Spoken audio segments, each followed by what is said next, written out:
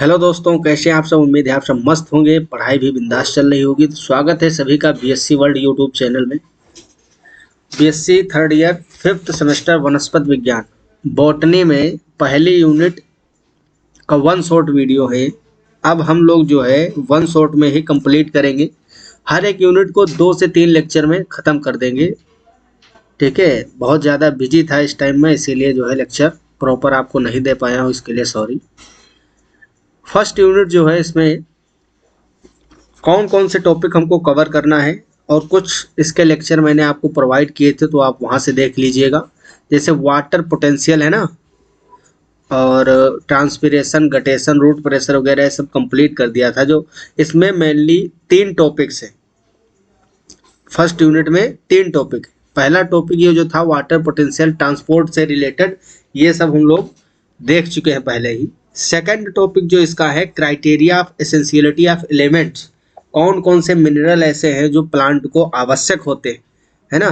कौन कौन सी क्राइटेरिया है उनकी एसेंशियलिटी की, अनिवार्य तत्वों की अर्हताएं क्या होती, इसके बारे में। और रोल ऑफ एसेंशियल एलिमेंट, जैसे कौन कौन से मिनरल का क्या रोल है।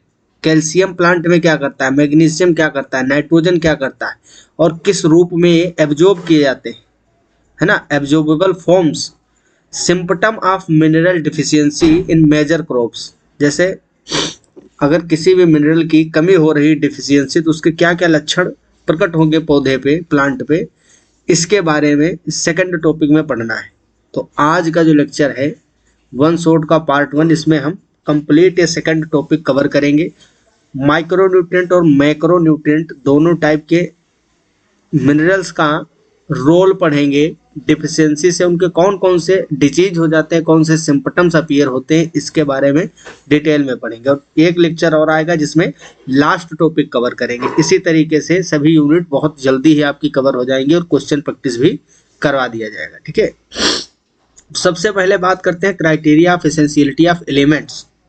आप समझिए कि आप कैसे जान पाओगे, कैसे आपको पता चलेगा कि कौन कौन से मिनरल्स ऐसे हैं जो प्लांट के लिए एसेंशियल है, अनिवार्य, कैसे पता चलेगा। तो इसके लिए जो है एक साइंटिस्ट थे जूलियस वान सेक, है ना, जूलियस वान सेक,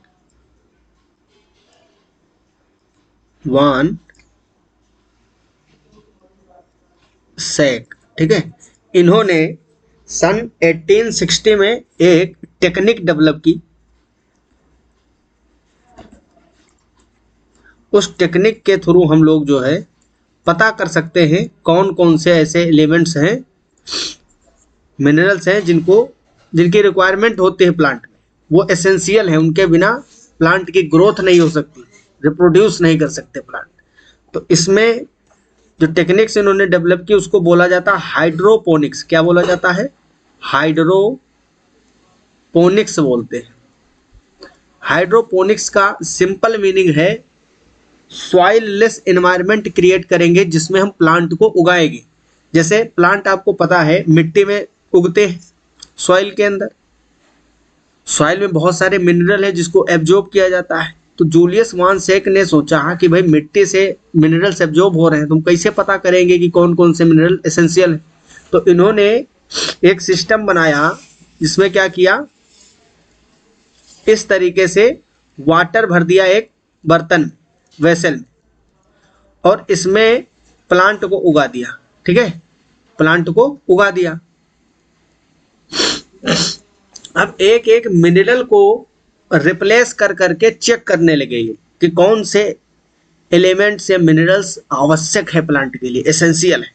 तो हाइड्रोपोनिक्स जो है टेक्निक, इसके थ्रू हमको पता चला एसेंशियलिटी का कि कौन कौन से ऐसे मिनरल है जो एसेंशियल है। ठीक है, तो हाइड्रोपोनिक्स में विदाउट सॉइल प्लांट को ग्रो किया जाता है।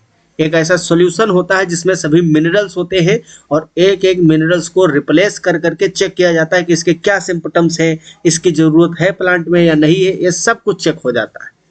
तो इम्पोर्टेंट क्या है, साइंटिस्ट जूलियस वान सेक जिन्होंने हाइड्रोपोनिक्स दिया था। हाइड्रोपोनिक्स जो एक ऐसी मेथड है जिसमें हम सॉइल फ्री एनवायरनमेंट में प्लांट को ग्रो करते हैं और एक एक एलिमेंट को, मिनरल्स को रिप्लेस करके फिर पता लगाते हैं कौन कौन से एलिमेंट्स एसेंशियल। इसके बाद बहुत सारी ऐसी टेक्निक्स आगे आई, ठीक है। आगे आपको भी डायग्राम भी मैं आपको दिखाऊंगा, बहुत अच्छे अच्छे डायग्राम है, ठीक है। अब बात यहाँ पे ये आती है कि सभी बड़े बड़े प्लांटों को तो भाई इसमें उगाया नहीं जा सकता, क्योंकि इस तरीके के एनवायरनमेंट में छोटे प्लांट जैसे सैलेड वगैरह है ना, सीडलेस खीरा जो होता है कुकुम्बर, उसको उगा सकते हो आप, सैलेड है, टमाटर, इन सब चीज़ों को आप ज़्यादातर इसमें उगाओगे। यहाँ पे आपको एक डायग्राम दिखा रहा हूँ, ये देखिएगा, ठीक है। यहाँ आपको अच्छे से समझ में आएगा, ये प्लांट जो है इसमें उगाया गया है ना। क्या लिखा हुआ है नीचे, diagram of a typical setup for nutrient solution culture. इसमें एक प्लांट है, क्या क्या लेना पड़ता है आपको, एक बर्तन लोगे आप, वेसल्स, इसमें न्यूट्रिएंट सॉल्यूशन भरा जाएगा जिसमें नाइट्रोजन है, कैल्शियम, मैग्नीशियम, फास्फोरस, पोटेशियम, जो भी एसेंशियल एलिमेंट उनको डालोगे, फिर एक एक को रिप्लेस करोगे इसमें से, और कंसंट्रेशन को कम ज़्यादा कर सकते हो कि कितनी कंसंट्रेशन पोटेशियम की चाहिए प्लांट को, कितनी कंसंट्रेशन कैल्शियम की चाहिए, सभी चीज़ें यहाँ से क्लियर हो जाती। भाई सॉइल में तो आप ऐसा कर नहीं सकते, सॉइल तो बहुत बड़ी चीज़ है, बस उसमें रूट्स कितनी फैली रहती है, एब्जॉर्ब करती।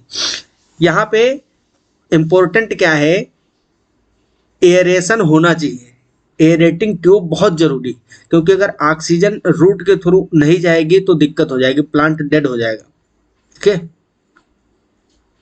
इसीलिए यहाँ पे एक ट्यूब रहती है, एयरेटिंग ट्यूब, जहां से एयर अंदर जाती है, डाली जाती है। न्यूट्रिएंट्स को अंदर ऐड करने के लिए एक फनल यहाँ पे लगाते हैं, जिससे हम न्यूट्रिएंट्स को इसमें डालते हैं। यहाँ पे कॉटन लगा रहता है, ठीक है, ताकि प्लांट को होल्ड किया जाए। तो ये एक सिंपल सेटअप होता है। बाकी एक और नीचे सेटअप यहाँ पे देखिए, मल्टी प्लांट्स, इसमें बहुत सारे एक साथ में यूज कर सकते हैं। यहाँ पे एक मोटर रहता है, पंप, पंप क्या करता है, इस पानी को बार बार पाइप से यहाँ पे रन कराता है, और ये मिनरल वाटर जो है, मिनरल सॉल्यूशन, ये लगातार इस तरीके से चलता रहता है, प्लांटों से होकर गुजरता रहता है। और यहाँ पे डायरेक्टली हम, भाई ये तो खुला भी है, ओपन है, तो इसमें एयर भी डायरेक्ट पास हो जाएगी। तो इस तरीके से भी बनाए जाते हैं। देखिए ये बहुत इंपॉर्टेंट है, पढ़िए इसको। हाइड्रोपोनिक्स प्लांट प्रोडक्शन, ठीक है। Plants are grow in a tube और through place on a slight incline. A pump circulate a nutrient solution from a reservoir to the elevated end of the tube. तो ये pump क्या कर रही है, circulate कर रही है वाटर को, और बार बार वही वाटर इसमें आएगा, फिर से पंप उसको सर्कुलेट करती रहेगी। The solution flow down the tube and returns to the reservoir due to gravity. फिर से वापस आ जाएगा, है ना, थोड़ा ढाल बना के इसको रखा जाता है। Insect so a plant whose roots are continuously bathed in aerated nutrient solution, ठीक है। तो यहाँ पे एरो जो है, एरो ए वाटर करंट को दिखा रहा है कि किधर से कहाँ वाटर जा रहा है। ये डायग्राम भी आप बना सकते हो, बहुत जरूरी है। तो यहाँ से हमको एसेंशियलिटी की पता चलती है, कौन कौन से ऐसे एलिमेंट्स हैं, मिनरल्स हैं जो एसेंशियल होते हैं प्लांट के लिए। अभी तक जो है प्लांटों के अंदर टोटल, ये डाटा बहुत इंपॉर्टेंट है, सब आप लिखते चलेंगे, साथ में नोट करेंगे। टोटल 105 एलिमेंट्स ऐसे हैं, ठीक है, 105 तत्व जो प्लांटों के अंदर पाए गए। लेकिन एसेंशियल कितने हैं, ये पूरे के पूरे एसेंशियल नहीं होते हैं। कुछ ऐसे भी एलिमेंट्स हैं जो प्लांट एब्जॉर्ब कर लेते हैं, लेकिन उनके लिए एसेंशियल नहीं है, उनको निकाल दिया जाए फिर भी प्लांट जीवित रह सकता है, कोई दिक्कत नहीं होगी। तो टोटल 105 एलिमेंट प्लांटों में पाए गए, लेकिन इसमें से सिर्फ 60+ एलिमेंट्स ऐसे हैं जो एसेंशियल होते हैं, ठीक है। 60 to 65 एलिमेंट्स एसेंशियल होते हैं, ठीक है, एसेंशियल होते, इतने की ही जरूरत होती है। 105 पाए गए हैं प्लांट में, उसमें से सिर्फ 60 के लगभग ऐसे मिनरल्स हैं जो एसेंशियल है, आवश्यक, ठीक है। कुछ ऐसे भी प्लांट होते हैं, जैसे ये बहुत इंपॉर्टेंट है, नोट में डाल लेंगे आप, जो गोल्ड को भी एब्जॉर्ब कर लेते हैं। गोल्ड है, ठीक है, गोल्ड को एब्जॉर्ब कर लेंगे। इसके अलावा स्ट्रोंशियम वगैरह को भी एब्जॉर्ब कर लेते हैं, ठीक है। सेलेनियम हो गया, सेलेनियम Fe जानते होंगे, Au गोल्ड। और जैसे न्यूक्लियर एक्सपेरिमेंट वाली जो जगह है, नाभिकीय परीक्षण जहाँ पे किए जाते हैं, वहाँ पे रेडियो एक्टिव स्ट्रोंशियम है ना, इसको भी कुछ प्लांट एब्जॉर्ब कर लेते हैं। अब कैसे बताया जाए भाई, गोल्ड की क्या जरूरत होगी प्लांट में, है ना, तो कुछ प्लांट इसको भी एब्जॉर्ब करते हैं। तो टोटल 105 एलिमेंट्स प्लांटों में एब्जॉर्ब किए गए, लेकिन उसमें से एसेंशियल सिर्फ 60। अब हम ये तो पता कर लिए कि भाई इस मेथड से कि कौन से एसेंशियल है, कौन से एसेंशियल नहीं है। अब बात ये आती है कि एसेंशियलिटी की क्राइटेरिया क्या होनी चाहिए, कैसे हम बताएंगे कि कौन सा एलिमेंट एसेंशियल है और कौन सा नहीं। दूसरी बात, मिनिमम कितनी कंसंट्रेशन होनी चाहिए किसी एलिमेंट की प्लांट के अंदर। तो मिनिमम कंसंट्रेशन जो है, मिनिमम कंसंट्रेशन लगभग 10⁻⁸ ग्राम पर ml हर एक मिनरल की होनी चाहिए, मिनिमम कंसंट्रेशन। इससे कम होगा तो उसमें कुछ डिजीज या सिम्पटम्स दिखने लगेंगे आपको, ठीक है। तो इतनी चीजें आपको नोट करना है। अब हम बात करते हैं कि एसेंशियलिटी की क्राइटेरिया क्या है। कैसे आप कह सकते हो कि मैग्नीशियम जरूरी है प्लांट के लिए और गोल्ड नहीं। इसके कुछ क्राइटेरिया, जैसे पहला तो ये होता है, आप समझिए अच्छे से, कि कोई भी मिनरल जो एसेंशियल है, अगर वो नहीं है प्लांट में तो ग्रोथ नहीं होगी प्लांट की, है ना, ग्रोथ अवरुद्ध हो जाएगी, वृद्धि नहीं होगी उसकी। ग्रोथ के लिए वो रिस्पॉन्सिबल होना चाहिए। उसकी उपस्थिति अगर है तो ग्रोथ होगी, नहीं उपस्थिति तो ग्रोथ रुक जाएगी। दूसरा, रिप्रोडक्शन। अगर कोई ऐसा एलिमेंट जो एसेंशियल है और वो प्लांट में नहीं है, एब्सेंट है, तो उसका रिप्रोडक्शन नहीं होगा, लाइफ साइकिल नहीं कंप्लीट होगा, ठीक है। उसमें सीड नहीं बनेंगे, प्लांट के अंदर सीड नहीं बनेंगे। दूसरी बात, वो विशिष्ट होना चाहिए, स्पेसिफिक, किसी दूसरे एलिमेंट से रिप्लेस ना हो। जैसे मैग्नीशियम का काम है और मैग्नीशियम की कमी है, तो ऐसा नहीं है कि कैल्शियम उसकी कमी को पूरा कर दे प्लांट में। तो ये कुछ क्राइटेरिया होते हैं, यहाँ पे मैंने लिखा भी है, ठीक है, नोट्स में आपको भी दिखाते हैं, आपको अच्छे तरीके से समझ में आएगा, ठीक है।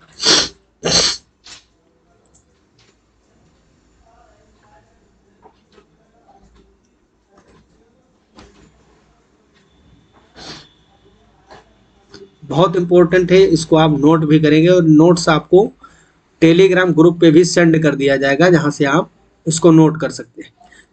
तो हेडिंग है criteria of essentiality of elements. कौन कौन से क्राइटेरिया, हिंदी में भी है, ठीक है, नीचे नोट्स, उसको भी आपको सेंड कर दिया जाएगा। साथ में मैं हिंदी बताते भी चल रहा हूँ, ठीक है। तो बाइलिंगुअल है, आपको हिंदी और इंग्लिश दोनों का नोट्स मिल जाएगा। जो हिंदी वाले स्टूडेंट है वो भी अपना वहाँ से नोट कर लें। तो ये 3 क्राइटेरिया हैं जिससे हमको पता चलता है कि कौन सा एलिमेंट एसेंशियल होगा। The criteria for essentiality of an element are given below. First है, the element must be absolutely necessary for supporting normal growth, है ना, सामान्य वृद्धि जो है उसके लिए आवश्यक होना चाहिए वो मिनरल, एंड रिप्रोडक्शन, है ना, जो आपको मैंने बताया था, नॉर्मल ग्रोथ और रिप्रोडक्शन से related. In the absence of the element, the plant do not complete their life cycle or set the seeds। अगर एसेंशियल एलिमेंट एब्सेंट है किसी प्लांट में तो वो लाइफ साइकिल नहीं कंप्लीट कर पाएगा और उसके ऊपर सीड भी नहीं बनेंगे। अगला criteria, the requirement of the element must be specific, विशिष्ट होनी चाहिए, and do not replace by another element. जैसे अभी बताया था कि मैग्नीशियम की आवश्यकता है, अगर मैग्नीशियम कम है तो कैल्शियम उसका काम पूरा कर दे, तो उसको हम एसेंशियल एलिमेंट नहीं बोलेंगे अगर रिप्लेसिबल है। तो do not replaceable by another element, वो स्पेसिफिक होना चाहिए, उसकी जरूरत सिर्फ वही पूरा कर सके, उसको हम एसेंशियल एलिमेंट बोलते हैं। In other words deficiency of any one element can't be met by supplying some other element. ठीक है, तो डिफिशियंसी अगर किसी एलिमेंट की है तो वो उसी के माध्यम से पूरी हो सकती है, दूसरा कोई उसकी जगह ना ले सके, उसको हम एसेंशियल बोलेंगे। थर्ड क्राइटेरिया क्या है? The element must be directly involve in the metabolism of the plant, that is very very important. Essential element हम उसको बोलेंगे जो प्लांट के मेटाबॉलिज्म में, उपापचय में डायरेक्टली इन्वॉल्व। तो ये 3 क्राइटेरिया है और यही फर्स्ट टॉपिक भी आपका था सिलेबस का, criteria of essentiality of elements. तो इस पे क्वेश्चन दबा के पूछा जाएगा, समझ लीजिए आप। ये तीनों पॉइंट बहुत ही बेहद इंपॉर्टेंट है, इसको आप नोट करेंगे और याद भी करेंगे। नॉर्मल है भाई, 4 चीजें हैं, बस याद रखना है कि जो भी एसेंशियल एलिमेंट है उसके क्या क्या क्राइटेरिया है। वो नॉर्मल ग्रोथ को सपोर्ट करेगा, रिप्रोडक्शन में हेल्प करेगा, उसके अब्सेंस में लाइफ साइकिल नहीं पूरा कर सकता प्लांट, सीड नहीं बियर कर सकता, और स्पेसिफिक होना चाहिए, रिप्लेस नहीं होना चाहिए किसी अदर एलिमेंट के थ्रू। उसकी अगर डिफिशियंसी है तो सिर्फ उसी के माध्यम से पूरा हो, किसी अदर एलिमेंट से नहीं। और लास्ट क्या है? वो डायरेक्टली इन्वॉल्व होना चाहिए मेटाबॉलिज्म में, प्लांट के उपापचय में, सीधे सीधे उसमें इन्वॉल्व होना चाहिए। तो ये क्राइटेरिया होते हैं किसी भी एसेंशियल एलिमेंट के, अनिवार्य तत्व के यही मानदंड होते हैं। ठीक है, अब बात आती है कि कौन से ऐसे मिनरल है जिनकी ज्यादा आवश्यकता है प्लांट में और किसकी कम है। फिर उसके बाद हम रोल पे चलेंगे, एक एक मिनरल की रोल की बात करेंगे। तो जिनकी ज्यादा आवश्यकता होती है उनको मैक्रोन्यूट्रिएंट बोलेंगे और जिनकी कम होती है उनको माइक्रोन्यूट्रिएंट्स बोलते हैं।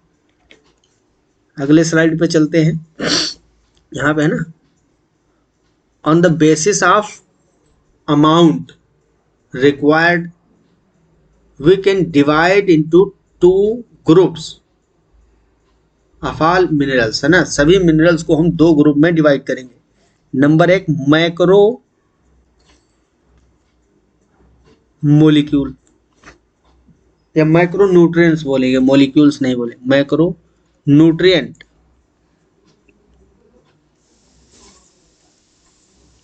मैक्रो न्यूट्रिएंट्स मतलब वृहद पोषक बोलते हैं इनको, वृहद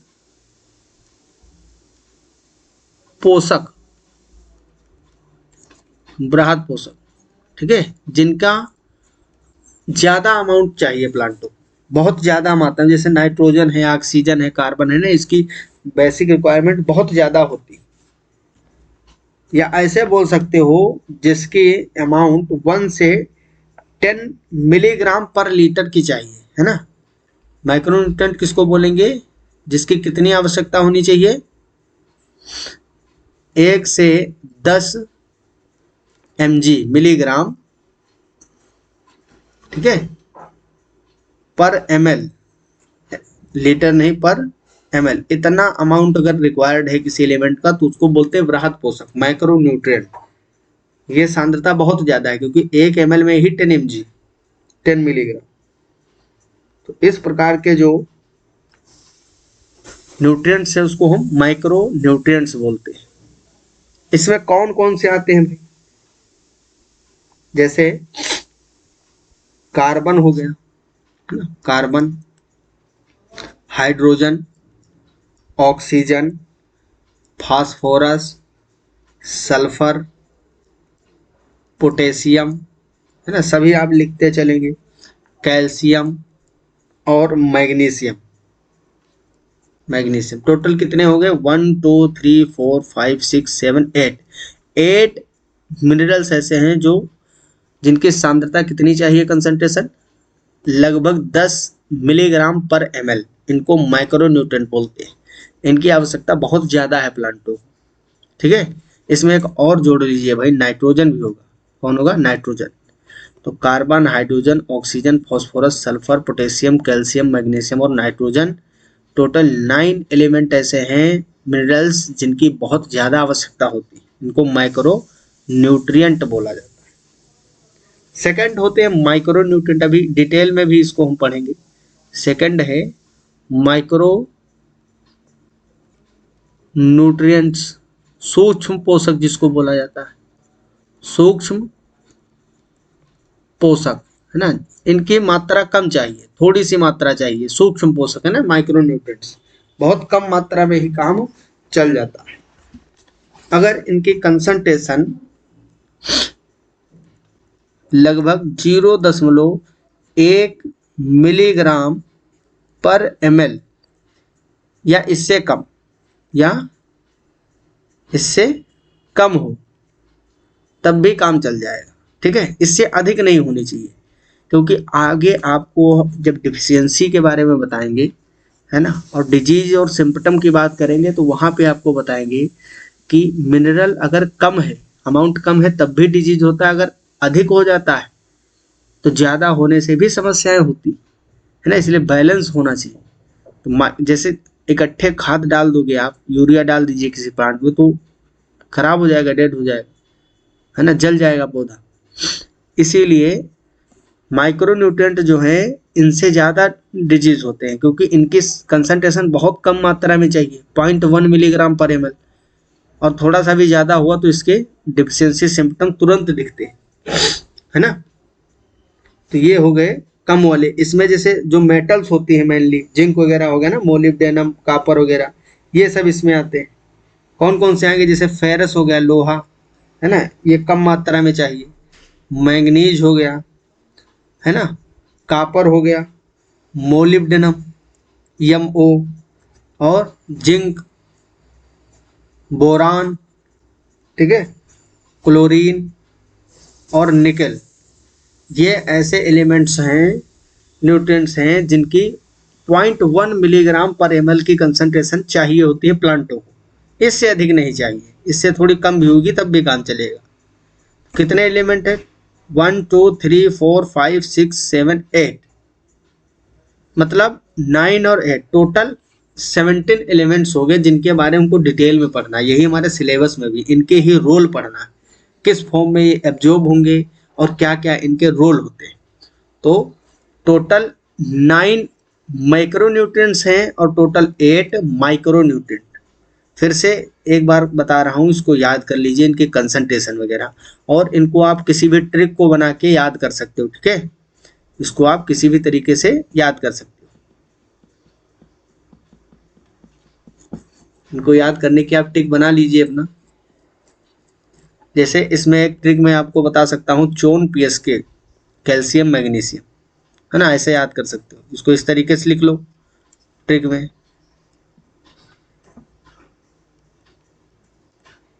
चोन PSK कैल्शियम मैग्नीशियम, याद हो जाएगा ना, 2 बार 3 बार रटो, याद हो जाएगा। चोन PSK कैल्शियम मैग्नीशियम, 1 2 3 4 5 6 7 8, एक रह गया क्या कोई, चोन PSK, के नहीं लिखा हूँ यहाँ पे, ठीक है। तो ये ट्रिक है, इसी तरीके से आप ट्रिक से याद रख सकते हो ना, चोन PSK कैल्शियम मैग्नीशियम, चोन PSK कैल्शियम मैग्नीशियम, 4-5 बार लिखोगे, रटोगे, याद हो जाएगा।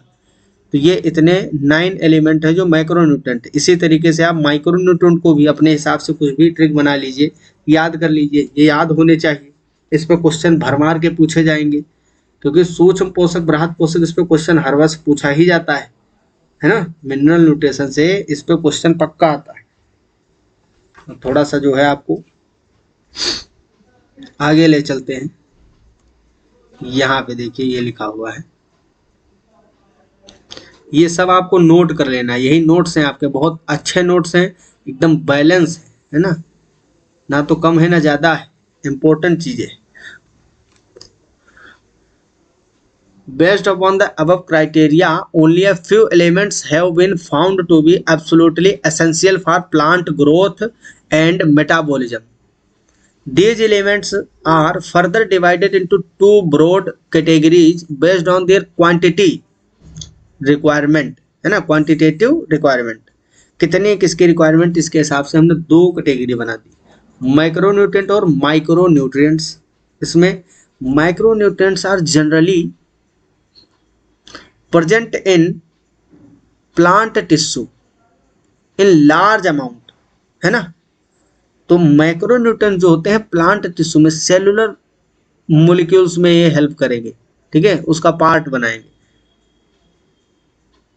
यहाँ पे कंसंट्रेशन लिखी हुई है। The micronutrients include carbon, hydrogen, oxygen, nitrogen, phosphorus, sulphur, potassium, calcium and magnesium, ठीक है। तो ये टोटल जो मैंने आपको लिखवाया था वैसे याद कर लोगे, चोन, PSK, कैल्शियम, मैग्नीशियम, याद हो जाएगी। ये माइक्रोन्यूट्रिएंट है, प्लांट टिश्यू का पार्ट होते हैं।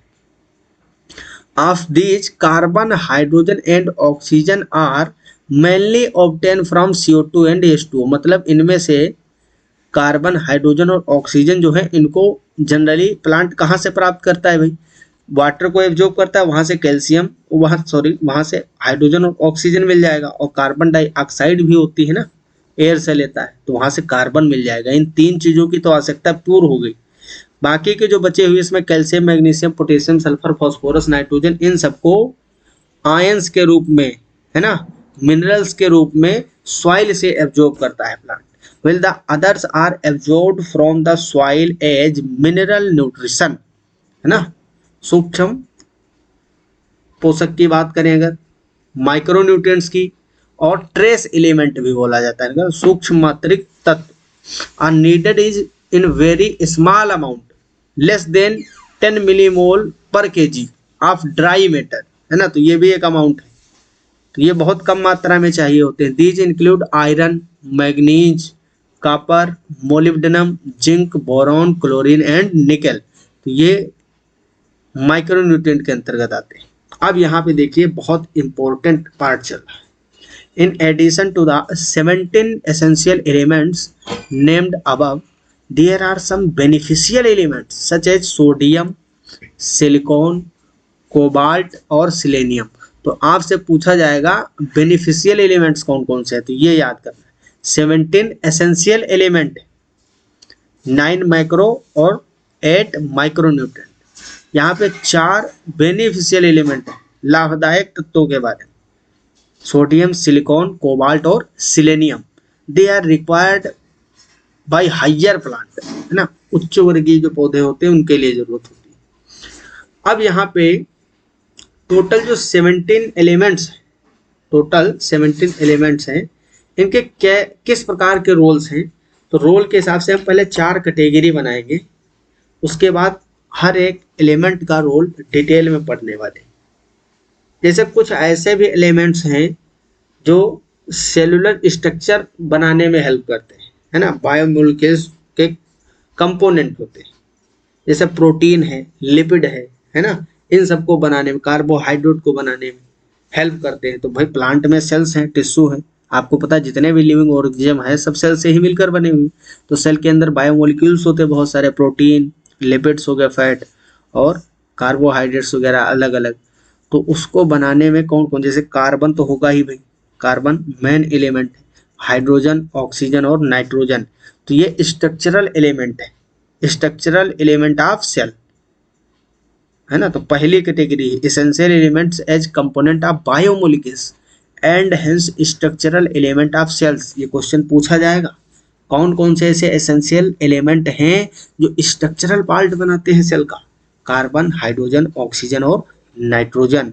कार्बन, हाइड्रोजन, ऑक्सीजन और नाइट्रोजन, ये स्ट्रक्चरल पार्ट, जैसे प्रोटीन वगैरह है ना, सेल मेम्ब्रेन वगैरह में क्या होता है, लिपिड होता है, प्रोटीन होता है ना, फास्फोलिपिड वगैरह, तो उसमें बेसिक स्ट्रक्चर बनाने में प्लांट की हेल्प करते हैं। फिर जैसे एनर्जी से रिलेटेड कुछ एलिमेंट्स होते हैं प्लांट में, या हमारी बॉडी में बात की जाए तो एनर्जी से रिलेटेड, जैसे प्लांटों में क्लोरोफिल है, वो क्या करेगा, फोटोसिंथेसिस।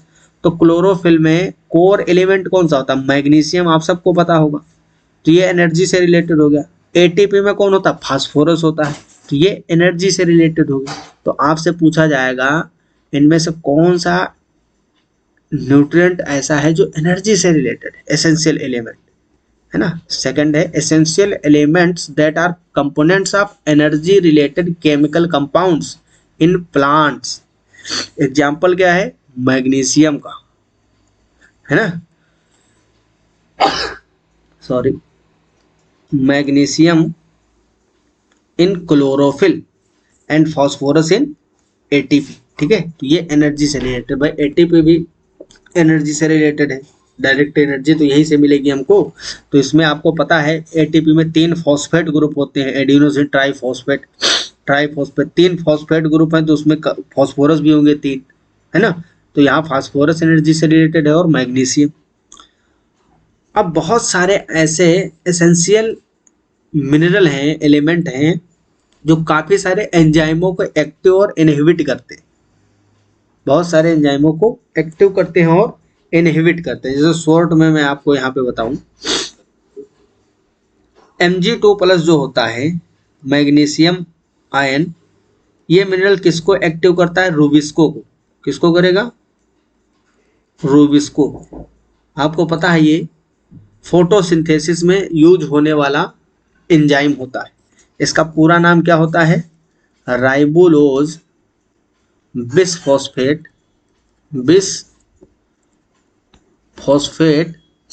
कार्बोक्सिलेज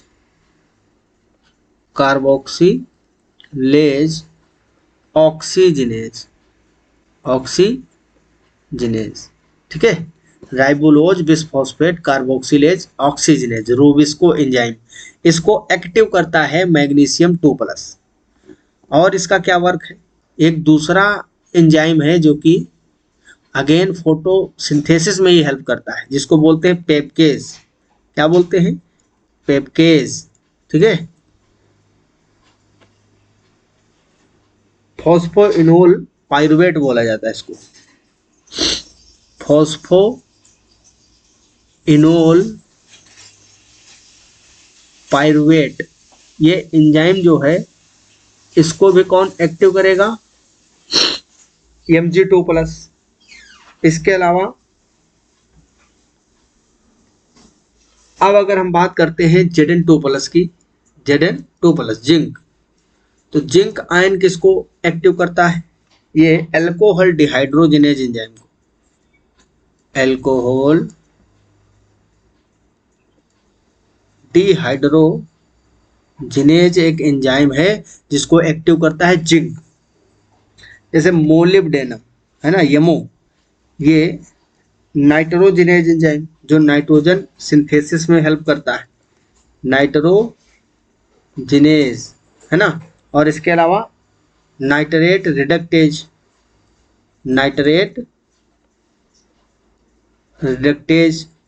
तो ये कुछ एंजाइम्स हैं जो कि मिनरल आयन के थ्रू एक्टिव किए जाते हैं। ये आपको लिख लेना, नोट करना है। तो ऐसे भी एसेंशियल एलिमेंट्स हैं, इनकी एक कैटेगरी बनाई गई है जिसमें क्या होता है, ये अदर एंजाइम्स को एक्टिव करते हैं। तो थर्ड पार्ट क्या है? एसेंशियल एलिमेंट्स दैट एक्टिवेट और inhibit enzymes. For example Mg2+ is an activator for both ribulose bisphosphate carboxylase oxygenase, जिसको रूबिस्को मैंने लिखा था। एंड सेकंड है pepcase, phosphoenol pyruvate carboxylase enzyme, both of which are critical enzyme in photosynthetic carbon fixation. मतलब जब भी photosynthesis होता है तो ये दोनों यूज होते हैं एंजाइम, रूबिस्को और पेपकेज। और इसका एक्टिवेटर कौन है? Mg2+, है ना। तो बहुत सारे मिनरल्स हैं ऐसे जो कि एंजाइमों को एक्टिव करते हैं, है ना। सेकंड जिंक है, Zn2+ is an activator of alcohol dehydrogenase, है ना। ये भी अभी आपको मैंने जस्ट बताया था। तो अल्कोहल डिहाइड्रोजिनेज जो है आपने पढ़ा होगा किण्वन, है ना, फर्मेंटेशन में अल्कोहल डिहाइड्रोजिनेज होता है कि नहीं होता है? एथेनॉल बनता है भाई ईस्ट के अंदर। जब भी ईस्ट में फर्मेंटेशन होता है तो क्या बनता है? ग्लूकोज से एथेनॉल बनता है। वहां पे कौन सा एंजाइम यूज होगा? Alcohol dehydrogenase. तो उसको कौन एक्टिव करता है? Zn2+। सेम इसी तरीके से मोलिब्डेनम जो होता है ये नाइट्रोजिनेज को एक्टिव करता है। Molybdenum of nitrogenase during nitrogen metabolism, nitrogenase को भी करता है, नाइट्रेट रिडक्टेज को भी एक्टिव करता है। मैंने वहां पे दोनों लिखे थे, ठीक है, यहाँ नहीं है, उसको भी आप नोट कर लेंगे। तो ये कुछ ऐसे मिनरल्स जो कि एंजाइम्स को एक्टिव कर रहे हैं। और ऐसे फोर्थ जो कैटेगरी है, some essential elements can alter the osmotic potential of cell, जैसे पोटेशियम, क्लोरीन है ना, पोटेशियम के प्लस आयंस जो होते हैं ये ऑस्मोटिक पोटेंशियल को भी सेल के मेंटेन करने में हेल्प होते हैं। Potassium play a important role in the opening and closing of stomata. तो कुछ ऐसे भी एसेंशियल एलिमेंट हैं जो स्टोमेटा के खुलने बंद होने को रेगुलेट करते हैं।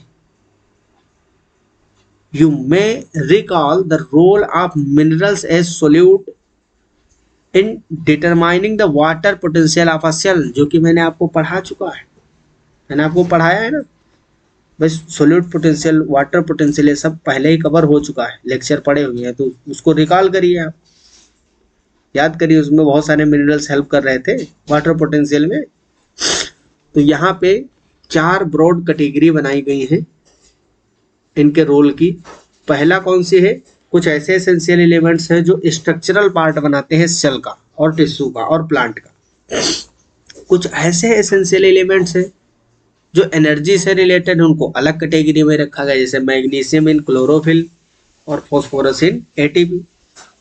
बाकी कुछ ऐसे एलिमेंट्स हैं जो एंजाइम के एक्टिवेटर होते हैं, मैग्नीशियम, जिंक है ना, मोलिब्डेनम। मेनली इसमें जो एंजाइम को एक्टिव करने वाले हैं ये मेटल्स होते हैं, और मैक्सिमम मेटल्स जो है डी ब्लॉक के होंगे, आपने केमिस्ट्री में पढ़ा होगा, कैटेलिस्ट का काम करते है ना, संक्रमण तत्व जिसको बोलते हैं, ट्रांजिशन एलिमेंट।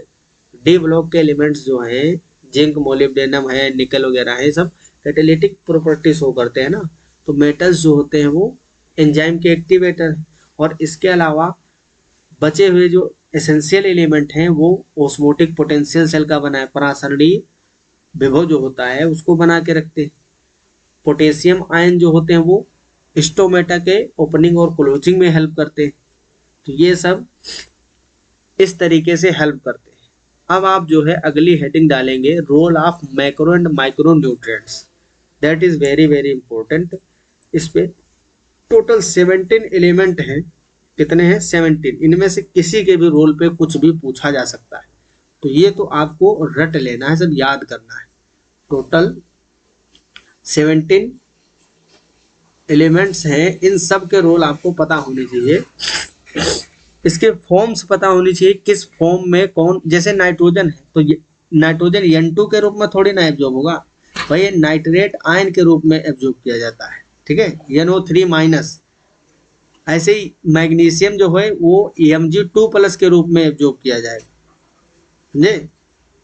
मोलिब्डेनम जो होता है वो MoO2, मतलब मोलिब्डेनम जो है ये ऑक्साइड के रूप में एब्जॉर्ब किया जाता है। तो इनकी एब्जॉर्बेबल फॉर्म भी कई बार पूछता है कि भाई मैग्नीशियम को किस रूप में यूज किया, एब्जॉर्ब करता है प्लांट, सीधा Mg के रूप में, Mg2+ के रूप में। तो ये भी आपको याद रखना है साथ में। और इसके रोल तो बहुत ज़्यादा इम्पोर्टेंट है, तो आप हेडिंग डालेंगे, role of macro and micro nutrients. Essential elements performs several functions. Essential element जो हैं भाई फंक्शन तो वही कर रहे हैं किसी भी प्लांट के अंदर। They participate in various metabolic processes in the plant cell such as permeability of cell. बस सेल के अंदर परमेबिलिटी जो है, पारगम्यता, उसको कौन मेंटेन करेगा? एसेंशियल एलिमेंट्स जो है आयंस होते हैं, यही तो करते हैं। परमेबिलिटी ऑफ सेल मेम्ब्रेन और maintenance of osmotic concentration, maintenance of osmotic concentration. परासरण सांद्रता जो है इसको भी कौन बना के रखेगा? आयंस ही करेंगे। इलेक्ट्रॉन ट्रांसपोर्ट सिस्टम भाई ETS जो है, ETS में भी हेल्प करेंगे। Buffering action, enzymatic activity and acts as major constituent of macro molecules and coenzymes, ठीक है। तो एसेंशियल एलिमेंट सारे के सारे काम कर रहे हैं प्लांट के अंदर, इसीलिए तो इनकी कमी से डिजीज होंगी। तो various forms and functions of essential nutrients elements are given below. तो एक एक करके आपको लिखना है। आपने हेडिंग डाल लिया है कि रोल ऑफ एसेंशियल एलिमेंट। उसमें सबसे पहले हम नाइट्रोजन के बारे में पढ़ेंगे कि नाइट्रोजन रिक्वायर्ड क्यों। आपको पता है कि भाई बेसिक स्ट्रक्चर जो प्लांट का है या हम लोगों का है, प्रोटीन तो उसमें पार्टिसिपेट करता ही है, और प्रोटीन में नाइट्रोजन होगा क्योंकि प्रोटीन क्या होते हैं, अमीनो एसिड से बनते हैं और अमीनो ग्रुप उसमें जरूर होगा NH2। तो प्रोटीन में नाइट्रोजन तो पक्का होता ही होता है ना। तो सबसे पहले आप नंबर 1 लिखेंगे नाइट्रोजन, कि नाइट्रोजन का रोल क्या है और किस फॉर्म में इसको एब्जॉर्ब करते हैं। This is the essential nutrient element required by plant in the greatest amount. ये बहुत इंपॉर्टेंट, 100 बार पूछा गया क्वेश्चन कि कौन सा मिनरल है जो सबसे ज्यादा मात्रा में चाहिए। नाइट्रोजन। सर्वाधिक अमाउंट अगर किसी का चाहिए तो नाइट्रोजन है, इसीलिए यूरिया बहुत यूज की जाती है ना। यूरिया में क्या होता है भाई, यूरिया का फॉर्मूला ही होता है NH2CO NH2। देखिए एक मॉलिक्यूल में 2 नाइट्रोजन आ रहे नहीं आ रहे। यूरिया में नाइट्रोजन कितना होता है, 46% सिर्फ नाइट्रोजन होता है ना। कैसे होता है देख लीजिए, इसमें टोटल इसका मोलिकुलर वेट कितना होगा, 2 नाइट्रोजन है, एक नाइट्रोजन का कितना होता है भाई 14 होता है, 2 का कितना हो जाएगा 28 नाइट्रोजन का, कार्बन का 12, 2 और 2 4 हाइड्रोजन है तो हाइड्रोजन का 4 हो जाएगा, और ऑक्सीजन के कितना 16, तो 6 4 10 और 10 20, तो 2 2 4 2 6 मतलब 60 होता है। यूरिया का जो मोलिकुलर वेट है वो 60, टोटल इसका मोलिकुलर वेट 60, और इसमें से नाइट्रोजन कितना है 28 ग्राम। निकालिए परसेंटेज, 60 में से 28 ग्राम कौन है नाइट्रोजन, तो 28/60 इंटू 100, 0 से 0 मरेगा, ये हो जाएगा 280/6। अब 6 चौके 24, बचेगा यहाँ पे कितना 40, और 6 छाक 36, लगभग 46 के लगभग आ जाएगा। ठीक है, तो टोटल 46% होता है यूरिया में नाइट्रोजन। यूरिया है खेतों में डालते हैं फसलों में, उसमें यूरिया में सिर्फ नाइट्रोजन 46% होता है, भार के हिसाब से, वेट के हिसाब से, है ना। यहाँ पे केमिस्ट्री भी आपको मैंने पढ़ा दिया थोड़ी सी इतना आंकड़ा तो भाई बॉटनी में भी होना चाहिए ना, मिनरल्स के बारे में। तो सबसे ज्यादा अमाउंट नाइट्रोजन का ही चाहिए होता है किसी भी प्लांट को। It is absorbed mainly as NO3 minus through, some are also taken up as NO2 minus और NH4 प्लस, है ना। तो मैक्सिमम जो एब्जॉर्प्शन इसका है NO3 माइनस के रूप में होता है, नाइट्रेट आयन के रूप में, आपको याद रखना है किसके रूप में, नाइट्रेट, है ना। ये मैक्सिमम एब्जॉर्प्शन इसका नाइट्रेट के रूप में होता है, NO3 माइनस के रूप में। ये क्वेश्चन आएगा और ये क्वेश्चन आएगा कि ग्रेटेस्ट अमाउंट किसका यूज होता है। थोड़ी मात्रा NO2 माइनस और NH4 प्लस के रूप में यूज होती है, हालांकि ये बहुत ज़्यादा विषैला, बहुत टॉक्सिक होता है प्लांट के लिए। इसको तत्काल जो है कन्वर्ट कर दिया जाता है NO3 माइनस में, या अमोनिया में बना के फिर से NO3 माइनस बनाया जाएगा, अमीनो एसिड्स में यूज होगा, लेकिन इस फॉर्म में प्लांट के अंदर ज़्यादा देर नहीं रह सकता, बहुत ज़्यादा टॉक्सिक होता है। ठीक है, तो मैक्सिमम जो है इसी के फॉर्म में यूज होगा। अब इसका रोल क्या है, nitrogen is required by all parts of a plant. Plant के हर एक पार्ट को जरूरत होती है नाइट्रोजन की, पार्टिकुलरली द मेरिस्टेमेटिक टिश्यू, मतलब जो डिविजिबल सेल्स हैं, मेरिस्टेमेटिक टिश्यू, मेरिस्टेमेटिक रीजन, जहाँ पे सेलुलर डिवीजन बहुत फास्ट चल रहा है, सेल डिवीजन चल रहा है, वहाँ पे नाइट्रोजन की ज़्यादा आवश्यकता है। Particularly the meristematic tissue and the metabolically active cells, ऐसे सेल्स जो बहुत ज़्यादा तगड़े से मेटाबॉलिज्म कर रही हैं, उपापचय में सक्रिय रूप से भाग ले रही, उन सेल्स में बहुत ज़्यादा आवश्यकता होगी। Nitrogen is one of the major constituent of protein. पहले ही मैंने बताया प्रोटीन का जो मेन कॉन्स्टिट्यूएंट है वो कौन है, नाइट्रोजन है। न्यूक्लिक एसिड का भी नाइट्रोजन होता है, क्योंकि आपने पढ़ा है नाइट्रोजन बेसिस में न्यूक्लिक एसिड कौन कौन से, DNA और RNA। तो DNA और RNA में होता क्या है, DNA और RNA में क्या होता है, 3 चीजें होती हैं, फॉस्फेट ग्रुप होगा और शुगर की रिंग होगी, sugar phosphate group plus nitrogenous base. तो नाइट्रोजनस बेस जो है उसमें नाइट्रोजन है ना, होता है ना। तो न्यूक्लिक एसिड का भी मेन पार्ट हो गया, प्रोटीन का भी मेन पार्ट है। बहुत सारे विटामिन है, विटामिन में भी नाइट्रोजन होता है। और हार्मोन्स भी क्या होते हैं, हार्मोन्स भी तो प्रोटीन ही है भाई। हार्मोन्स दो नेचर के होते हैं, स्टेरॉयडल नेचर के होंगे या प्रोटीन नेचर के, तो इसमें भी प्रोटीन होता है। तो आप समझिए जो माइक्रो मोलिक्यूल्स हमारे बॉडी में मैक्सिमम यूजेबल हैं उसमें मेजर कॉन्स्टिट्यूएंट है nitrogen. Protein, nucleic acid, vitamin और हार्मोन्स, इन सब में नाइट्रोजन है। तो नाइट्रोजन की बहुत जरूरी है मेटाबॉलिकली एक्टिव सेल्स में। और मेरिस्टेमेटिक टिश्यू जो डिवाइड कर रहे हैं बराबर, वहां पे नाइट्रोजन की भरमार आवश्यकता है। और हालांकि पूरे प्लांट पार्ट में हर जगह यूज होता है नाइट्रोजन। सेकंड मिनरल का रोल दूसरा है फॉस्फोरस। अगेन बहुत ज्यादा इंपॉर्टेंट, इसकी बहुत ज्यादा जरूरत होती, इसीलिए क्या डाला जाता है, NPK। आपने नाम सुना होगा ना, अगर गांव से बिलोंग करते होंगे आप तो आपको पता होगा, ये NPK खूब डाला जाता है। नाइट्रोजन, फास्फोरस और पोटेशियम का कॉम्बिनेशन होता है, NPK बोलते हैं इसको। बहुत अच्छा होता है फसलों के लिए, बहुत अच्छी ग्रोथ होती है फसलों की, है ना। तो देखिए सबसे ऊपर है भी यही, पहले नाइट्रोजन को पढ़ा आपने, फिर फास्फोरस को, फिर पोटेशियम को, NPK। इसका कॉम्बिनेशन आता है, 1 kg का पैकेट आता है, 50 kg का पैकेट आता है, 1 kg का फ्लोरल स्प्रे वाला पैकेट आता है। स्प्रे कर दीजिए, क्रॉप बहुत अच्छी हो जाएगी फसल। तो फास्फोरस का हम पढ़ते हैं क्या रोल होता है। Phosphorus is absorbed by the plants from soil in the form of phosphate ions either as H2PO4- और HPO4 2-। तो ये जो है इसका फॉर्म्स है, ये फॉस्फेट आयंस के रूप में मेनली यूज किया जाता है, PO4 2- के रूप में। ठीक है, यहाँ पे थोड़ा सा गलत लिखा हुआ है, ये यहाँ पे सिर्फ H होगा और यहाँ H नहीं होगा। HPO4 एक माइनस लगा हुआ है और PO4 2-। ठीक है, यहाँ पे लिख दे रहा हूँ फॉस्फेट आयन के रूप में।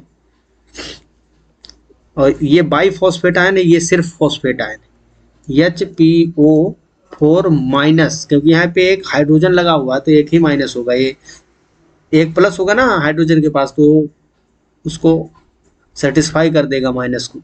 यहाँ पे होगा PO4 2-। तो फॉस्फेट और बाई फॉस्फेट आयन के रूप में मेनली एब्जॉर्ब होगा सॉइल से। Phosphorus is a constituent of cell membrane. बस सेल मेम्ब्रेन जो कोशिका झिल्ली होती है वो किससे मिलकर बनी होती है, सेल मेम्ब्रेन किससे मिलकर बनी है भाई, फास्फोलिपिड और प्रोटीन। सेल मेम्ब्रेन जो है, सेल मेम्ब्रेन किससे मिलकर बनी है, प्रोटीन प्लस फॉस्फोलिपिड। और फॉस्फोलिपिड में क्या होता है, फास्फोरस होता है। प्रोटीन्स में भी फास्फोरस होता है कुछ में। तो सेल मेम्ब्रेन का कॉन्स्टिट्यूएंट होता है फास्फोरस। सर्टेन प्रोटीन्स अभी बताया ना, प्रोटीन्स में भी मिलेगा। ऑल न्यूक्लिक एसिड, क्योंकि अभी बताया था, यहाँ पे देखिए DNA और RNA में कौन कौन सी चीजें, फास्फेट ग्रुप और शुगर होता है और नाइट्रोजनस बेस होते हैं। तो भाई फास्फेट ग्रुप अगर DNA RNA में है न्यूक्लिक एसिड में, तो फास्फोरस यूज ही होगा। एंड न्यूक्लियोटाइड्स, न्यूक्लियोटाइड्स में भी क्या होता है, फॉस्फेट ग्रुप होता है। And is required for all phosphorylation reaction, जितनी भी फास्फोराइलेशन रिएक्शंस होते हैं उन हर जगह फास्फोरस यूज होता है। थर्ड है पोटेशियम। पोटेशियम का क्या रोल है, ये तो सिर्फ सीधा K+ आयन के रूप में एब्जॉर्ब होगा। मेटल्स ज्यादातर कैटाइन के फॉर्म में ही यूज होते हैं। It is absorbed as potassium ion in plants. This is required is more abundant quantities in the meristematic tissue, buds, leaves and root tip। तो पोटेशियम की ज्यादा आवश्यकता कहाँ पे है, मेरिस्टेमेटिक टिश्यू, जहाँ पे डिवीजन हो रहा है ज्यादातर, और जो नई नई कलिकाएं होती, बड होती, नई बड निकलती, वहां पे पोटेशियम की आवश्यकता होती। पत्तियों में बहुत अधिक आवश्यकता होती है पोटेशियम की, क्यों, क्योंकि ये ओपनिंग और क्लोजिंग में हेल्प करते हैं स्टोमेटा के, इसीलिए लीव्स में बहुत ज्यादा आवश्यकता। और रूट टिप पे इसकी आवश्यकता होती है, कहाँ पे, रूट टिप। तो ये आपको याद रखना है, सबका रोल नोट करना है, प्रॉपर याद भी करना है इसको। रूट टिप पे बहुत ज्यादा आवश्यकता है। Potassium helps to maintain an anion cation balance in cell. तो सेल के अंदर क्लोरीन और पोटेशियम आयन जो होते हैं मेनली अनायन कैटायन बैलेंसिंग में हेल्प करते हैं and is involve in protein synthesis. बहुत इंपॉर्टेंट है, प्रोटीन सिंथेसिस में हेल्प करते हैं। प्रोटीन सिंथेसिस, प्रोटीन का जो निर्माण है उसमें पोटेशियम हेल्प करेगा। Opening and closing of stomata, ये तो आप जानते ही, पोटेशियम मैलेट। जब स्टोमेटा को ओपन और क्लोज करना होता है वहाँ पे एक कंपाउंड बनता है पोटेशियम मैलेट। आपने मैलिक एसिड का नाम सुना होगा। मैलिक एसिड फोटोसिंथेसिस के दौरान भी बनता है प्लांट में, तो वही मैलिक एसिड जब पोटेशियम से रिएक्शन करता है तो पोटेशियम मैलेट बनाता है ना। आपको पता होगा मैलिक एसिड में कार्बोक्सिलिक ग्रुप होता है, तो वहाँ से H प्लस वो डोनेट करेगा क्योंकि एसिड है तो बनता है कार्बोक्सिलेट आयन। वहाँ पे जब, या मैलेट आयन बोल सकते हो, उसमें जब पोटेशियम से रिएक्शन होती है तो वो पोटेशियम मैलेट बनाता है, वही हेल्प करता है closing and opening of stomata की। Activation of enzymes and the maintenance of turgidity of cell, तो इसके कितने सारे कार्य हैं देखिए। मेरिस्टेमेटिक टिश्यू में चाहिए, नई नई जो बड बन रही है प्लांट में उसमें चाहिए, पत्तियों में चाहिए, रूट टिप में चाहिए। कैटायन आयनायन का बैलेंस बनाने में इसकी हेल्प करता है। प्रोटीन सिंथेसिस में, closing and opening of stomata, बहुत सारे एंजाइम्स को भी एक्टिव करता है। और सेल की टर्जिडिटी मतलब सेल का जो आकार है मेंटेन करके रखेगा ना, वो पूरा फूली हुई रहेगी सेल, क्योंकि जब पोटेशियम आयन उसके अंदर ज़्यादा मात्रा में रहेंगे तो वाटर भी मेंटेन रहेगा। तो ये हेल्प होता है, रोल होता है इसका पोटेशियम का प्लांटों के अंदर। अगला है भाई 4th नंबर कैल्शियम। कैल्शियम तो भाई रिक्वायर्ड है ही, कैल्शियम के बिना तो प्लांट में क्या ही होने वाला है। सेल प्लेट जो होता है, सेल डिवीजन के समय पे बहुत ज़्यादा इसकी रिक्वायरमेंट होती है। कैल्शियम नहीं होगा तो सेल भी नहीं डिवाइड करेगी, अगर सेल नहीं डिवाइड होगी तो नंबर नहीं बढ़ेगा सेल का, तो प्लांट में ग्रोथ नहीं हो पाएगी। कैल्शियम बहुत जरूरी है ना। Plant absorbs calcium from the soil in the form of calcium ions Ca2+। Calcium is required by meristematic, जहाँ पे डिवीजन हो रहा है, एंड डिफरेंशिएटिंग टिश्यू, जहाँ पे मेरिस्टेमेटिक रीजन है, जहाँ पे सेल्स डिफरेंशिएट हो रही है वहाँ पे चाहिए। ड्यूरिंग सेल डिवीजन, देखे सेल डिवीजन में बहुत ज़्यादा रोल है इसका, सेल प्लेट बनाता है ना इसीलिए। During cell division it is used in the synthesis of cell wall, cell wall बनाने में हेल्प करेगा। Particularly as calcium pectate in the middle lamellas, जिसको सेल प्लेट भी बोला जाता है, तो कैल्शियम पैक्टेट के रूप में मिडिल लेमेली का निर्माण करता है जब सेल डिवाइड करती है। It is also needed during the formation of mitotic spindle. तो भाई माइटोटिक स्पिंडल अगर नहीं बनेगा तो सेल डिवाइड कैसे करेगी। माइटोटिक स्पिंडल तो बनना ही चाहिए, उसी से तो क्रोमोसोम्स को खींचा जाता है दोनों पोल की ओर। और कैल्शियम की एक खास बात है कि ये नॉन मूवेबल होता है भाई, ये मूव नहीं कर पाता है प्लांट में। जैसे आपको बताएंगे कि कुछ ऐसे मिनरल्स हैं जिनकी डिफिशियंसी होती है, तो क्या होता है पुरानी पत्तियों से वो नई पत्तियों की ओर भेज दिए जाते हैं। जैसे प्लांट में मान लीजिए पोटेशियम की कमी है, तो पोटेशियम की कमी है तो पुरानी पत्तियां जो है लीफ लगी होती हैं वो पोटेशियम को ट्रांसफर कर देते हैं नई पत्तियों में, क्योंकि नई पत्तियों की जरूरत ज्यादा है प्लांट को, एक्टिवली फोटोसिंथेसिस करेंगी। पुरानी पत्तियां तो खराब हो चुकी है, उसमें क्लोरोफिल कम हो गया, तो पुरानी पत्तियों से ट्रांसफर कर दिए जाते हैं नई पत्तियों को अगर डिफिशियंसी है किसी एलिमेंट की। और वो पुरानी पत्तियां झड़ जाती है, इसीलिए तो झड़ती है भाई, क्योंकि उसमें मिनरल्स कम हो जाते हैं, वो नई पत्तियों को ट्रांसफर कर दिए गए और पुरानी पत्ती झड़ गई। लेकिन कैल्शियम नॉन मूवेबल एलिमेंट है, पत्ती झड़ जाएगी लेकिन उससे कैल्शियम ट्रांसफर नहीं होगा, क्योंकि ये स्ट्रक्चरल पार्ट होता है और स्ट्रक्चरल पार्ट नहीं मूव कर सकता। जो आयंस डायरेक्टली वाटर में प्रेजेंट हैं वो तो मूव हो जाएंगे, लेकिन ये तो सेल वॉल का पार्ट है। और सेल वॉल कैसे ब्रेक हो जाएगी, तो पत्ती गिर जाएगी, उसमें कैल्शियम भरा रहेगा लेकिन वो ट्रांसफर नहीं होता है। वही लिखा हुआ है यहाँ पे, इस लाइन को समझाने के लिए इतना बताना पड़ा मुझे। It accumulates in older leaves, मतलब जो पुरानी पत्तियां होती हैं उसमें ये एक्यूमुलेट हो जाता है, इकट्ठा हो जाता है। It is involve in the normal functioning of the cell membrane, cell membrane की नॉर्मल फंक्शनिंग में भी हेल्प करता है। इट एक्टिवेट्स सर्टेन एंजाइम्स, भाई जितने भी मेटल हैं, आपको मैंने बताया था कि मेटल्स कहीं ना कहीं कैटालिटिक प्रॉपर्टी शो करते हैं, तो ज़्यादातर एंजाइमों के एक्टिवेटर होते ही and play an important role in regulating metabolic activities. ठीक है, तो ये कैल्शियम का रोल हो गया। अब हम बात करते हैं मैग्नीशियम की। फिफ्थ एलिमेंट है magnesium. It is absorbed by plants in the form of divalent Mg2+ cation, है ना, Mg2+ के रूप में एब्जॉर्ब होगा। It activates the enzymes of respiration, जिसमें आपको मैंने बताया था पेपकेस हो गया और रुबिस्को। इसको कौन एक्टिव करता है भाई? मैग्नीशियम एक्टिव करेगा। और photosynthesis and are involve in the synthesis of DNA and RNA.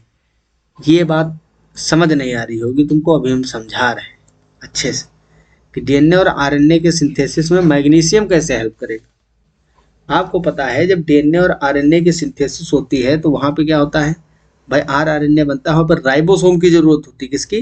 Ribosome. Ribosome. और इसके सिंथेसिस के लिए राइबोसोम की दोनों यूनिट, बड़ी यूनिट और छोटी यूनिट को पास आना पड़ता है। और इन दोनों की ज्वाइनिंग के लिए कौन सा मिनरल चाहिए? Mg2+।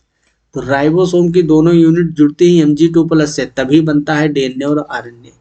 समझ में आया? तो इनडायरेक्टली लिखा हुआ है यहाँ पे कि magnesium is required for synthesis of DNA and RNA. Magnesium is a constituent of the ring structure of chlorophyll.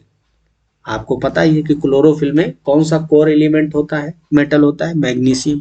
And helps to maintaining the ribosome structure. देखिए यहाँ पे लिखा हुआ है, राइबोसोम के आकार को बनाए रखता है, मेंटेन रखता है, क्योंकि Mg2+ की 0.3 मिलीमोल जब कंसंट्रेशन होती है तब ये दोनों ज्वाइन होते हैं, समझे? इसी के हेल्प से राइबोसोम की यूनिट, तो उसके स्ट्रक्चर को बनाए रखने, मेंटेन रखने में भी हेल्प करता है मैग्नीशियम।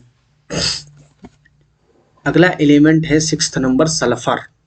ठीक है, सल्फर जो होता है सिस्टीन, मिथ्योनिन, बहुत सारे एमिनो एसिड्स में पाया जाता है ना। थाइमिन, बायोटिन को एंजाइम है, फेरोडोक्सिन, ये सब विटामिन होते हैं ना, विटामिन में भी पाया जाता है, को एंजाइम्स में भी पाया जाता है। Plants obtain sulphur in the form of sulphate ion, SO4 2- ion के रूप में सॉइल से एब्जॉर्ब करते हैं। Sulphur is present in 2 amino acids, 2 ऐसे अमीनो एसिड जिसमें सल्फर होता है ना। यहाँ पे देखिए सिस्टीन और मिथियोनिन। आपने कभी अगर इंसुलिन का स्ट्रक्चर देखा होगा तो इंसुलिन के स्ट्रक्चर में देखते हो आप, सल्फर सल्फर के बीच में डाइसल्फाइड बॉन्ड बना होता है, 2 सल्फर के बीच में डाइसल्फाइड बॉन्ड। वो किससे बनता है? इन्हीं अमीनो एसिड्स के बीच में बनता है, क्योंकि इंसुलिन हार्मोन जो है वो प्रोटीन नेचर का होता है, मतलब वो प्रोटीन का बना है। और प्रोटीन में क्या होते हैं? Amino acids. ये अमीनो एसिड्स जो हैं सिस्टीन और मिथ्योनिन, उसमें भी होते हैं इंसुलिन हार्मोन में, तो उनके बीच में डाइसल्फाइड बॉन्ड बन जाता है। तो disulphide bond and is the main constituent of several coenzymes, बहुत सारे कोएंजाइम्स में जैसे, और विटामिन में यूज होता है सल्फर। जैसे थाइमीन हो गया, थाइमीन आप सब लोग जानते हो कि विटामिन B1 को बोलते हैं। बायोटीन हो गया, कोएंजाइम A हो गया, एंड फेरोडोक्सिन। फेरोडोक्सिन क्या है? प्रोटीन्स होते हैं, फेरो प्रोटीन्स, जो कि इलेक्ट्रॉनिक ट्रांसफर में हेल्प करते हैं। ठीक है, तो ये सल्फर का रोल है। अगला एलिमेंट है 7th नंबर, आयरन। ये कैटेलिटिक प्रॉपर्टी भी शो करेगा। साइटोक्रोम्स जो होते हैं, फेरोडोक्सिन यहाँ पे लिखा है, फेरो कहाँ से वर्ड आया है? आयरन से ही तो आया है, फेरस से। तो फेरोडोक्सिन जो प्रोटीन इलेक्ट्रॉन ट्रांसपोर्ट चेन में यूज हो रहे हैं, उसमें सल्फर और आयरन दोनों होते हैं। सल्फर आयरन प्रोटीन होता है, FeS प्रोटीन बोलते हैं उसको, इस तरीके से लिखा जाता है, FeS protein, sulphur iron proteins. Plants obtain iron in the form of ferric ion, that is very important. यहाँ पे गलती क्या होती है? Fe2+ याद रहता है हमको, लेकिन Fe3+ के रूप में एब्जॉर्ब करता है प्लांट, इसके रूप में Fe3+ फेरिक आयन। ये तो फेरस आयन, लेकिन ये यहाँ पे किस फॉर्म में एब्जॉर्ब होता है? फेरिक आयन के रूप में। It is required in larger amount in comparison to other micronutrients, मतलब जितने भी सूक्ष्म पोषक हैं माइक्रोन्यूट्रिएंट्स, उनमें से सबसे ज्यादा मात्रा इसी की जरूरत होती है ना। अगर माइक्रोन्यूट्रिएंट में पूछा जाए तो नाइट्रोजन सबसे ज्यादा चाहिए, और माइक्रोन्यूट्रिएंट्स में फेरस की सबसे ज्यादा आवश्यकता होती है किसी भी प्लांट को। It is an important constituent of proteins involved in the transfer of electrons, है ना।